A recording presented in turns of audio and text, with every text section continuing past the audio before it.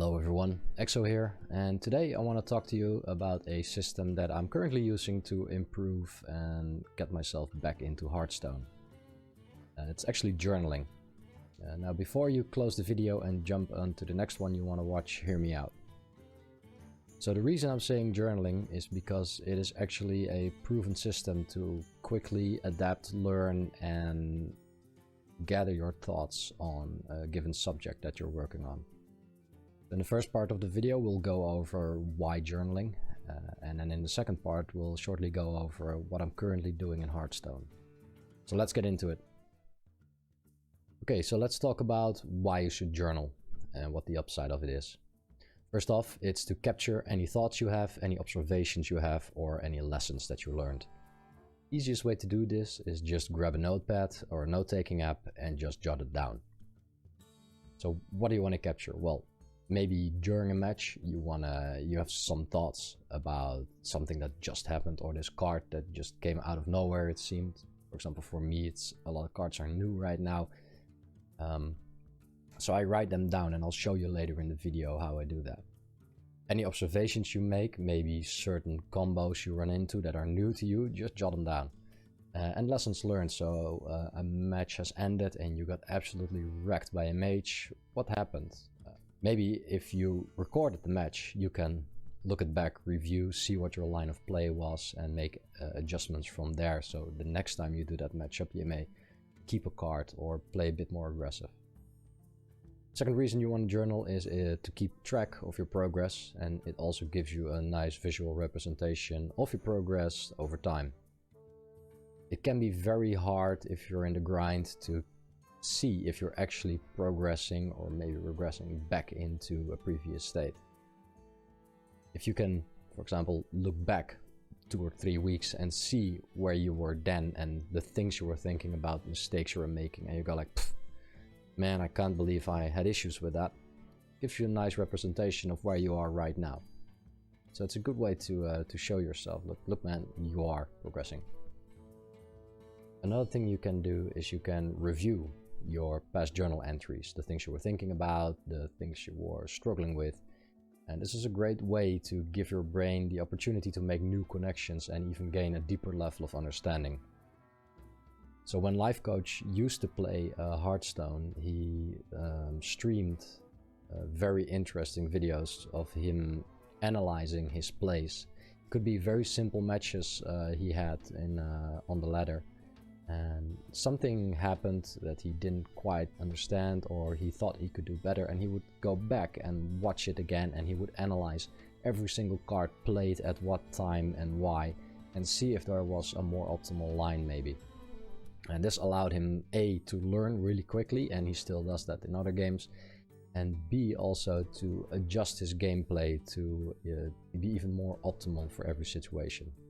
So what's the end game here? What's the end game of journaling? So first off, you've captured everything, your thoughts, your observations, lessons learned. You're keeping track of your progress, and you review your journal every once in a while to see if there's lessons or trends to be picked up. When you've done all this and you started building your foundation and you're working diligently on improving learning and understanding, you will start to create an interconnectedness, as it were, that results in what we call intuition, or a feeling about what you're doing. So sometimes maybe you're running out of time in a turn, or something else weird happens that you've never seen before. You might have a gut feeling, and that's just built from thinking about this stuff on a deep level for a long time and seeing all the angles. Chess players, for example, are known for having a very good gut feeling about the game. Okay, so we looked at the theoretical side of journaling. Now let's have a look at how I implement this in my Hearthstone practice. What you see right here is a compressed version of my Hearthstone Journal. It's the document I have open on the other screen when I'm actually playing. The big journal also captures my mood, my thoughts, and also some personal stuff, so I'm not going to share that on here. But if you are curious about that, I'm more than willing to show you an example in a later video. So what you see is general, specific on Guardian Druids and matchups. So the general bit is some general themes that I've spotted while I was reviewing through my previous journal entries. And one of the main themes in the beginning was I need to really read and understand my cards. I made a video about this, and one of the prime examples there is that in one game I had a dead hand, I had 3 cards in hand, and I played Overflow, and to my surprise I started drawing cards. Go figure. The next one is Take Your Time. I think we all know this one.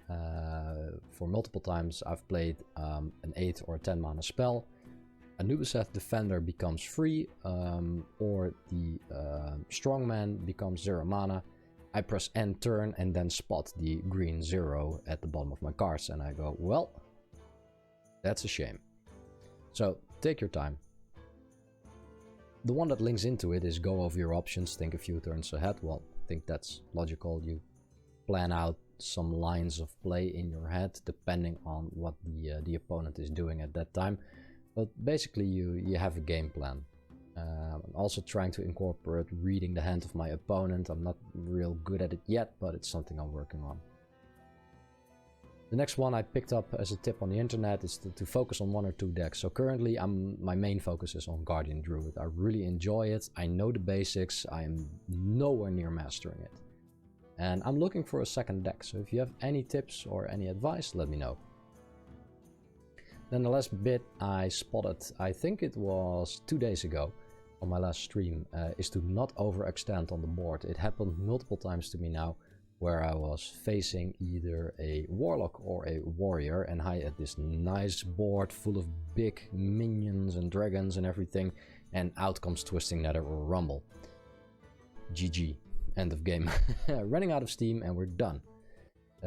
So I'm much more careful now against classes where I know they have massive board clears and that they actually run them in their decks. Next up you can see specific items for the Guardian Druid. It's what cards to keep for the mulligan stage, and the basic strategy: ramp up, play guardian animals, draw, buff everything and slam it into my opponent. And then the last note there is to be careful against control decks because they run me out of steam. That links into the not overextending. So there you can see some items that I picked up from the first stage of journaling, and that is to capture. So I captured some of the major themes multiple days in a row on multiple games, and I basically distilled it down to what you can see right here. Then in the bottom there's matchup, and this is some specific things big board clears classes run, and also some of the secrets that I've encountered so far and my idea of how to test for them or how to mitigate them. So this is how I implement that, the whole journaling into my gameplay. At the end of a stream I write it down, I use it, and I look back into the previous entries and I see if there's anything to be learned or to be distilled from it. So there you have it, learning Hearthstone with a journal. I'm curious now if anyone else uses this system, or maybe you got interested by it. If you want to know more about it, you can let me know in the comments down below, or if you already use this system, please let me know how you use it and what you've learned from it so far. Once again, thank you so much for watching. If you like my content, these videos, don't forget to subscribe, hit that thumbs up button and check out my Twitch channel. I'll see you in the next one. Bye bye.